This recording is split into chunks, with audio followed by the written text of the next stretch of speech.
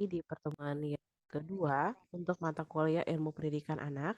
Minggu yang lalu kita sudah pernah membahas mengenai pengertian atau misalnya definisi pendidikan itu, seperti apa dan bagaimana ya.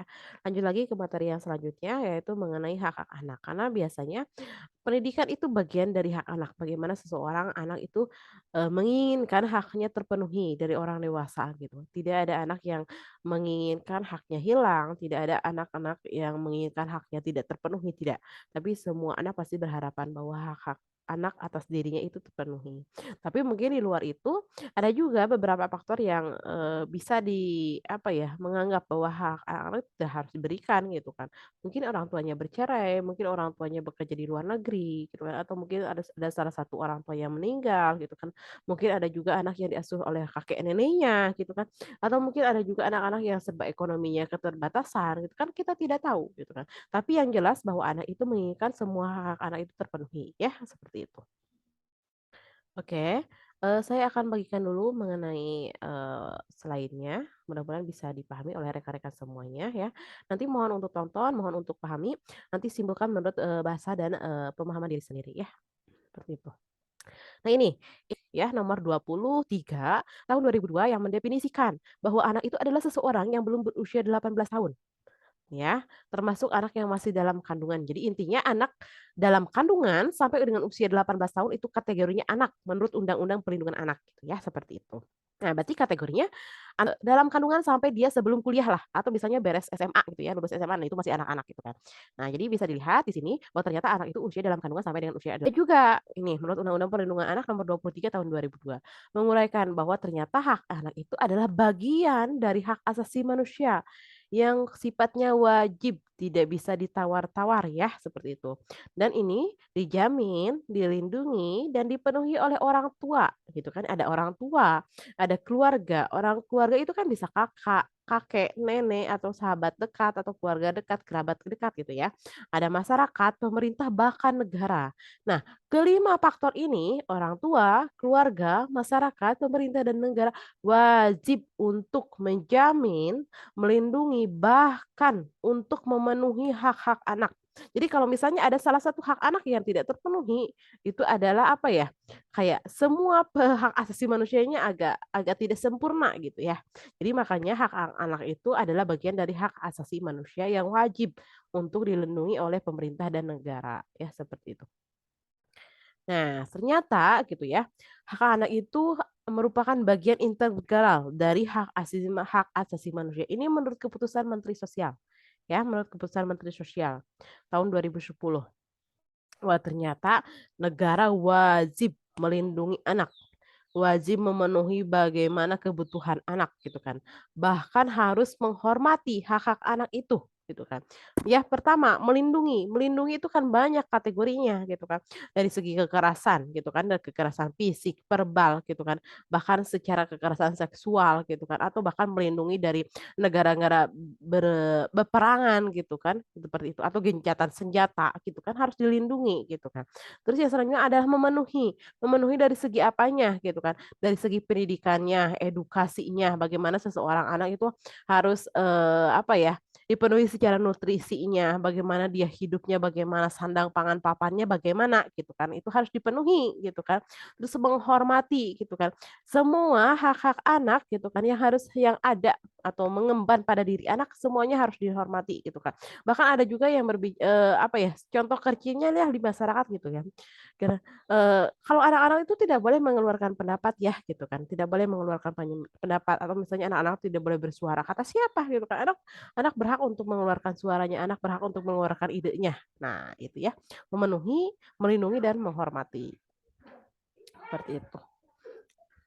Nah ini ada, Sufriyadi ya, bahwa mengenai gitu kan, mengenai konvensi hak anak gitu kan, ini yang diringkas gitu ya, diringkas mengenai prinsip-prinsip dalam Undang-Undang Nomor 23 Tahun 2002, apa sih hak anak itu gitu ya, berapa banyak sih hak anak itu gitu ya. Nah ini, mungkin saya akan ringkas dulu hanya 4 ya, ringkas dulu hanya 4 nanti ada kelanjutannya untuk pertemuan yang akan datang. Yang pertama itu adalah prinsip non diskriminasi ya. Tidak ada anak yang dibeda-bedakan, ya, dari segi apa? Banyak gitu kan.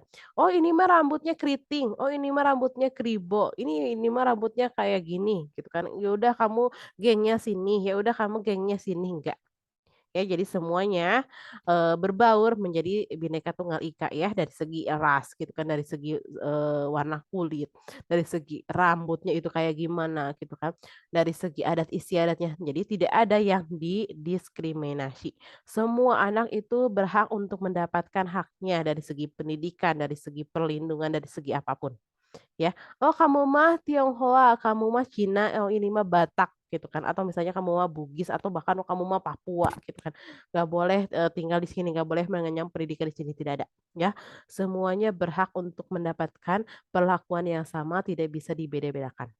Ya, "Oh kamu masih kaya, kamu masih miskin," gitu kan, nggak ada, ya seperti itu.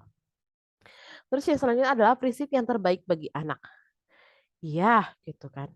Kita gitu kan, orang tua gitu kan, pasti mengharapkan anaknya tumbuh dan berkembang sesuai dengan, bakat minatnya atau bahkan sesuai dengan alur perkembangannya. Tidak ada orang tua yang menginginkan anaknya tertinggal dari anak-anak yang lain, tidak ingin menginginkan anaknya serba kekurangan, tidak ada yang menginginkan anaknya serba, apa ya, kekurangan dari segi fasilitas apapun atau misalnya tidak ada anaknya yang diinginkan untuk dikucilkan, dibully, tidak.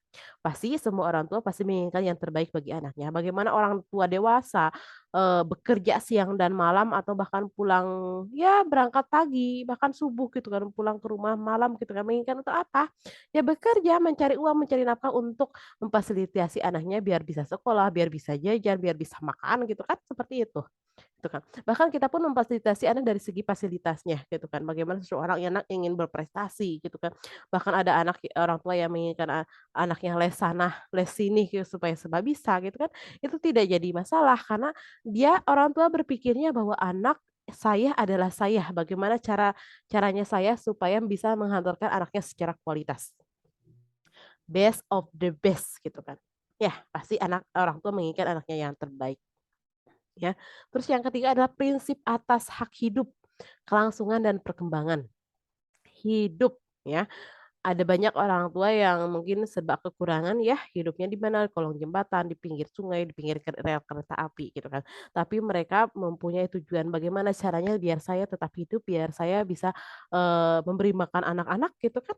Ya gitu kan. Tidak ada anak atau misalnya orang tua atau misalnya hak asasi manusia lainnya gitu kan, yang ketika, ada konflik, gencatan senjata gitu ya menginginkan mati, tidak ada. Semuanya punya hak atas hidup. Ya, kelangsungan gitu kan. Mungkin kelangsungan bagaimana seseorang itu bisa bisa bekerja supaya apa, hidupnya terjamin, hidupnya bisa makan, tidak kelaparan, tidak kesusahan gitu kan. Ya setidaknya bisa mengisi perut lah gitu ya. Perkembangan gitu kan, bagaimana seseorang itu bisa berkembang. Awalnya baik, awalnya tidak baik menjadi baik, awalnya tidak tahu menjadi tahu gitu kan, awalnya tidak sopan menjadi sopan gitu kan. Nah, bagaimana hak hidup, kelangsungan dan perkembangan itu bisa terpenuhi. Ya, itu. Terus yang selanjutnya adalah yang keempat adalah prinsip penghargaan terhadap pendapat anak. Ya, tadi saya sampaikan ya di awal gitu kan, bahwa ternyata gitu kan anak itu punya hak untuk bisa berpendapat. Punya hak untuk bisa mengeluarkan apa imajinasinya, memorinya gitu kan, pandangannya gitu, bahasa ekspresif reseptifnya gitu kan. Nah jadi makanya kalau misalnya di dunia TK ada anak-anak yang ingin berbicara, "Ibu, aku mau bercerita," gitu ya. "Ibu, aku mau berbicara," atau misalnya, "Ibu, aku mau cerita, kemarin kemarin aku ke rumah kakek, ke rumah nenek," gitu kan, "kemarin ada bebek loh di sawah," gitu. Terus kitanya kan orang dewasa kayak, mungkin merasa kayak, "Ih, ini anak cerewet ya, ini anak gandeng," gitu kan, gitu kan. "Udah, nanti aja ceritanya, kamu diam ya," gitu. Nggak bisa, ya. Jadi namanya anak itu punya penghargaan terhadap pendapat, "Oh iya, kamu udah bercerita ya? Ceritanya bagus," gitu kan, "ceritanya menarik," gitu kan, "Ibu kasih bintang ya." Harusnya gitu. Ya, jadi kalau misalnya anak ketika ingin mengeluarkan pendapat gitu kan, ingin bercerita gitu kan, justru kita harus support gitu kan, justru kita harus memberikan stimulus atau bahkan reward gitu kan. Nah, jadi makanya untuk anak-anak di luar sana mudah-mudahan sesuai dengan, apa yang kita harapkan ya, prinsip-prinsip yang keempat tadi bisa terpenuhi ya. Ada prinsip non-diskriminasi, prinsip yang terbaik bagi anak, prinsip atas hak hidup, kelangsungan dan perkembangan, serta yang terakhir adalah prinsip penghargaan terhadap pendapat anak. Mudah-mudahan anak-anak kita menjadi anak-anak yang beruntung gitu kan, di lingkungan yang beruntung dan mempunyai orang tua yang beruntung, ya seperti itu. Oke, terima kasih untuk rekan-rekan semuanya, sudah menyimak materi yang kedua yaitu mengenai hak-hak anak. Kita lanjut lagi minggu depan dengan materi yang berbeda. Terima kasih atas perhatiannya. Assalamualaikum warahmatullahi wabarakatuh.